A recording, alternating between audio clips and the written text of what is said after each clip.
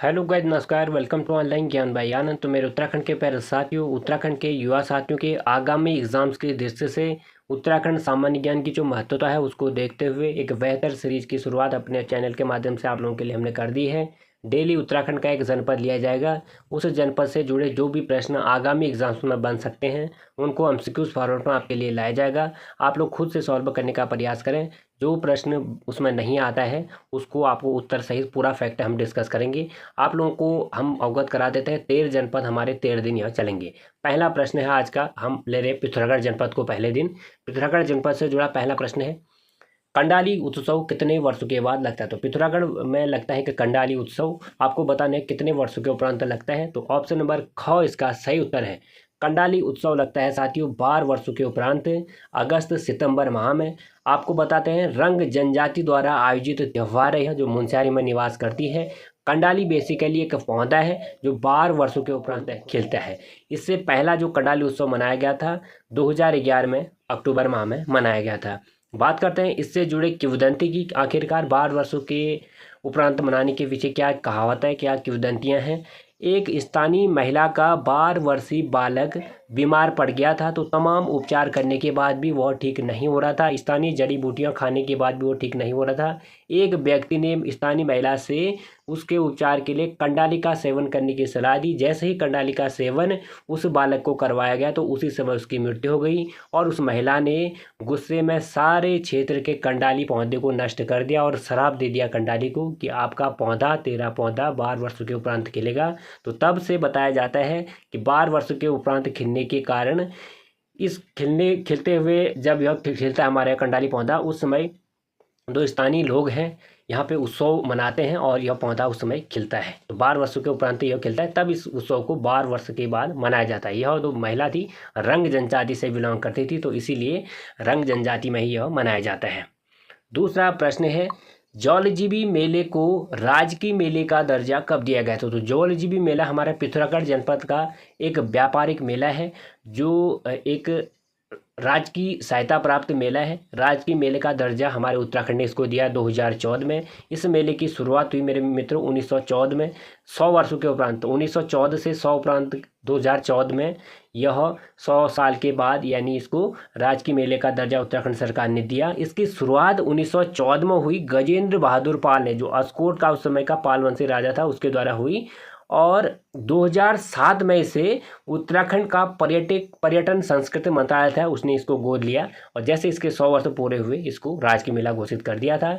आपको पता होगा जौलजीबी मेला लगता है हमारा काली और गोरी नदी के संगम पर, और जो गोरी नदी का जो उद्गम है साथियों मिलम ग्लेशियर से होता है और काली नदी का जो है काला पानी घाट से होता है। आप सब जानते हो काला पानी नामक स्थान से निकलने वाली जो हमारी काली नदी है, यह हमारे उत्तराखंड की जो सर्वाधिक लंबी नदी है, यानी सबसे ज़्यादा इस क्षेत्र में बहती है। 252 किलोमीटर पूरे क्षेत्र में बहती हुई यह जाती है, ये आपको पता होना चाहिए। तो जौलजीबी मेले को राजकीय मेले का दर्जा कब दिया? 2014 में। तीसरा प्रश्न, हिल यात्रा का संबंध किस क्षेत्र से जुड़े कामगारों के लिए है। तो हिल यात्रा का संबंध आपको बताना है क्या कृषकों से है, पशुचारकों से है, पर्यटक से या कौखा दोनों से है। ऑप्शन नंबर घ इसका सही उत्तर है। हिल यात्रा जो पिथौरागढ़ में मनाई जाती है, कुमाऊं क्षेत्र में और वजेटी में, 2 क्षेत्रों में मनाई जाती है। पिथौरागढ़ में यह नेपाल में भी मनाई जाती है। नेपाल में हिल यात्रा को इंद्र यात्रा भी कहते हैं, आपको पता होना चाहिए। तो हिल यात्रा का जो संबंध है वह कृषकों और पशुचारकों से संबंध है, ये आपको पता होना चाहिए। इस मेले में जो प्रमुख पात्र होते हैं हिल यात्रा में, एक नंदी बैल होता है और एक बैल होता है लखिया भूत। इससे प्रश्न बनता है, लखिया भूत भगवान महादेव का 12वां गण है। तो लखिया भूत हिल यात्रा का प्रमुख पात्र होता है। लखिया भूत को हम जानते हैं भगवान महादेव के 12वें गण के रूप में। और इस हिल यात्रा की जो शुरुआत है साथियों वर्षा ऋतु की जो समाप्ति और भादो जो है आता है उसके आगमन पर ही इसकी शुरुआत होती है, ये आपको पता है। नेपाल में भी इस यात्रा का शुभारंभ होता है, ये आपको पता होना चाहिए। तो हिल यात्रा का संबंध किस कामकाज से है? क और ख दोनों। धनलेख का मेला किस क्षेत्र में आयोजित किया जाता है? आपको पता होना चाहिए धनलेख का मेला किस क्षेत्र में आयोजित किया जाता है। तो 4 ऑप्शन आपके पास है, आपको बताना है धनलेख का मेला किस क्षेत्र में। तो पिथौरागढ़ का जो डीडीहाट क्षेत्र है वहाँ पे मनाया जाता है धनलेख का मेला। इससे जुड़ा एक फैक्ट आपको बता दूं, छुरमल देवता के मंदिर पर लगता है हमारा यह धनलेख का मेला। थल मेले का शुभारंभ कब हुआ? तो थल मेले का तो जलियांवाला बाग हत्याकांड 13 अप्रैल 1919 को हुआ था, आप लोग जानते होंगे। तो उसी की स्मृति में 13 अप्रैल 1940 से थल में प्रतिवर्ष बैसाखी के दिन एक मेला मनाया जाता है जिसे थल मेला कहा जाता है। यह हमारा ऐतिहासिक मेला है। 13 अप्रैल 1940 से इसकी शुरुआत हुई, तो आपको पता होना चाहिए। गौरी गंगा का उद्गम स्थल किस ग्लेशियर से, हमने आपको बता चुके हैं अभी। तो मिलम ग्लेशियर से निकलती है हमारी गौरी गंगा। विरथी फॉल कहाँ स्थित है, तो विरथी फॉल कहाँ स्थित है, मुंशियारी में। और कभी कभी पूछ देता है विरथी फॉल की जो ऊंचाई है वो कितनी है, तो विरथी फॉल की जो ऊंचाई है 126 मीटर है, यानी 126 मीटर ऊंचाई से यह फॉल नीचे गिरता है। अगला प्रश्न, कुंडागार प्रथा किस जनजाति में प्रचलित है। महत्वपूर्ण प्रश्न है, अच्छा सा प्रश्न है। कुंडागार प्रथा किस जनजाति में प्रचलित है, तो कुंडागार प्रथा में क्या होता है उसको आपको बता देते हैं। तो कुंडागार प्रथा संबंधित है भोटिया जनजाति से। भोटिया जनजाति के लोग जब तिब्बत से होड़िया व्यापार करते थे, उस समय तिब्बतवासी जो व्यापारी थे उनको अपना भरोसा दिलाने के लिए, एक दूसरे से संबंध अच्छे बनाने के लिए या भरोसा व्यापार में अच्छा बना रहे, उसके लिए एक प्रथा आयोजित यहाँ पर की जाती थी। इस प्रथा के अंतर्गत जैसे तिब्बत का जो ग्रंथ है, कोई देवता है, उसकी कसम खिलाई जाती थी और एक जैसे ग्रंथ को सिर में रखकर एक धार्मिक एक विधि अपनाई जाती थी कि आपका भरोसा है। इस तरह से यहाँ पे भरोसे और कसम के लिए यह प्रथा चली थी। कुंडागार प्रथा क्या है, कसम वाली प्रथा है जो भोटिया होड़िया व्यापार जब तिब्बत से चला हुआ था उस समय व्यापार के लिए इसका प्रयोग किया जाता था।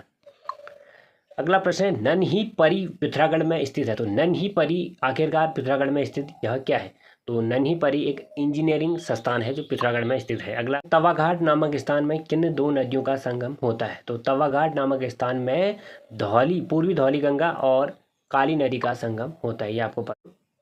अगला प्रश्न, सेंट्रल मेथोडिस्ट चर्च भवन का निर्माण कब किया गया था। तो सेंट्रल मेथोडिस्ट चर्च भवन का निर्माण किया गया था 1869 में। अगला प्रश्न है, मध्य हिमालय की रंगपा जनजाति की महिलाएं पुस्तक की रचना किसकी है। तो रंगपा जनजाति की महिलाएं पुस्तक की लेखिका आपको बतानी है। तो इसमें से सही उत्तर है डॉक्टर मालती ग्वाल। तो मालती ग्वाल ने लिखी मध्य हिमालय की रंगपा जनजाति नामक पुस्तक 2008 में।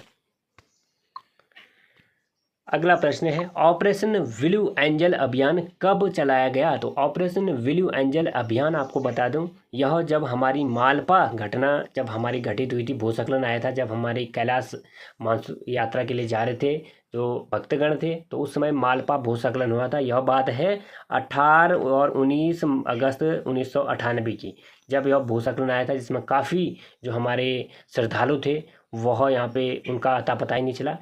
तो वह जो इसमें राहत बचाव के लिए जो सेना ने अपना अभियान चलाया था, ऑपरेशन ब्लू एंजल अभियान चलाया गया था, यह है मालपा भूस्खलन की बात 1998 में हुआ था। 18-19 अगस्त 1998 की बात है।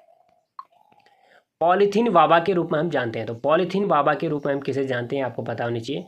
पॉलीथीन बाबा के रूप में हम जानते हैं प्रभात कुमार उप्रेती को। वर्नाकुलर मिडिल स्कूल की स्थापना कब की गई। तो वर्नाकुलर मिडिल स्कूल की स्थापना हुई 1928 में। ऑप्शन नंबर ख इसका सही उत्तर है।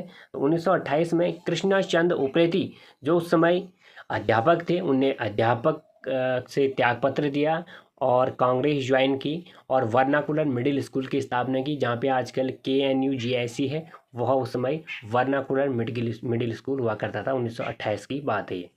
कृष्णा चंद उप्रेती ने यह स्कूल की शुरुआत की थी। अस्कोट आंदोलन कब शुरू हुआ। तो अस्कोट आंदोलन की जो शुरुआत हुई तो उस समय पालवंशी जो राजशाही वहाँ पे राज कर रही थी उसके खिलाफ स्थानीय जो लोग थे उनके द्वारा हुआ। यह बात है 1924 की। ऑप्शन है, सावली कर किसके लिए लिया जाता है। आप लोग जानते होंगे कि तमाम कर उस समय हमारे जो उस समय पे राजा यहाँ पे हुआ करते थे, मैं तो सही उत्तर है इनमें से कोई नहीं है। तो सावली नामक कर है ताम्रपत्र बनाने वालों के लिए उस समय लिया जाता था। तो सावली कर किसके लिए लिया जाता था, उस समय जो ताम्रपत्र बनाने वाले थे उनके लिए लिया जाता था। अगला है, रत्नगली नामक जो कर है किस राजवंश के राजा द्वारा और किसके लिए लिया जाता था। तो रत्नगली नामक जो कर था वह चंद राजा द्वारा उस समय के लेखकों के लिए लिया जाता था। छतम क्या है, अगला प्रश्न है छतम। तो छतम आपको बताना क्या त्योहार है, स्मारक है, पूजन है। तो छतम है एक स्मारक। तो 100 लोग हैं वो जब उनके जनजाति के कोई लोग तो उसकी मृत्यु के रूप उसकी मृत्यु को यादगार बनाने के लिए उसकी स्मृति में एक स्मारक का निर्माण किया जाता है जिसे छतम कहा जाता है। अगला प्रश्न है, छीनी गुफा कहाँ स्थित है? तो छीनी गुफा हमारी अस्कोट में। नारायण आश्रम की स्थापना कब की गई? तो नारायण आश्रम की स्थापना आपको बताना है कब। नारायण स्वामी ने 1936 में नारायण आश्रम की स्थापना की।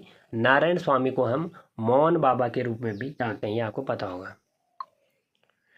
मिल कुटिया का मेला कहाँ आयोजित किया जाता है? तो मिल कुटिया का मेला लगता है हमारे मुनस्यारी में।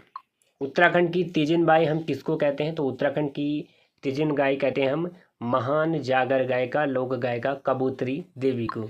उत्तराखंड में जन्मा पहला विक्टोरिया क्रॉस विजेता का नाम बताइए। तो उत्तराखंड में जन्मा पहला विक्टोरिया क्रॉस विजेता, विक्टोरिया क्रॉस उस समय, तो प्रथम विश्व युद्ध के समय आप लोगों को पता होगा ब्रिटेन भी उसमें शामिल था और ब्रिटेन का हमारे देश पे कब्जा था और ब्रिटेन के लिए ब्रिटेन ने हमारे देश से भी कई जो सैनिक थे उनको प्रथम युद्ध में शामिल किया था। तो उसमें जो अच्छा प्रदर्शन किया उनको विक्टोरिया क्रॉस दिया था। और उत्तराखंड में जन्मा एक लाल था जिसको पहला विक्टोरिया क्रॉस मिला, उसका नाम आपको बताना है, उसका नाम है एंड्रयू फिट्जगिबन। तो एंड्रयू फिट्जगिबन। अगला सवाल, बिना ऑक्सीजन अवरेस्ट चूमने वाले विश्व के पहले व्यक्ति कौन थे? तो बिना ऑक्सीजन अवरेस्ट चूमने वाले विश्व के पहले व्यक्ति थे हमारे मोहन सिंह गुंजियाल, जो पिथौरागढ़ जनपद से बिलोंग करते हैं। माउंटेन गोट उपनाम से किसे जाना जाता है? तो माउंटेन गोट उपनाम से हम जानते हैं महान पर्वतारोही चंद्रप्रभा ऐतवाल को। कंचनजंगा नामक पुस्तक के लेखक कौन हैं? तो कंचनजंगा नामक पुस्तक लिखी थी हमारे पर्वतारोही और लेखक हुकम सिंह पांगती जी ने। द बॉय फ्रॉम लंबाटा नामक आत्मकथा किसने लिखी थी? तो the boy from Lambata Thapa. Option number क इसका सही उत्तर है। अगला सवाल, बॉक्सिंग का भीष्म पितामह कहा जाता है। तो बॉक्सिंग का भीष्म पितामह किसे कहते हैं? हरि सिंह थापा को। उत्तराखंड से एवरेस्ट फतह करने वाले पहले व्यक्ति थे हरीश चंद्र सिंह रावत। मौलिक पंडितम किसे कहते हैं? नैन सिंह रावत को। अंग्रेजों ने सर्वप्रथम बागी उपनाम किसे दिया था? कृष्णचंद उप्रेती को, जिसने वर्नाकुलर मिडिल स्कूल की स्थापना की थी 1924 में। आपको बता दिया हमने। उम्मीद करता हूँ यह सीरीज आपके ज़रूर पसंद आई होंगी और डेली आप लोग आओगे और इस चैनल में इस सीरीज को डेली फॉलो करोगे। अपने यार दोस्तों को शेयर जरूर करें। साथ ही आप लोग नए हो चैनल पे सब्सक्राइब एंड बगल में बेल आइकन ऑन अवश्य करें। फिर लूँगा मैं। चलिए कल मिलते हैं नए सीरीज के साथ। तब तक के लिए बाय बाय।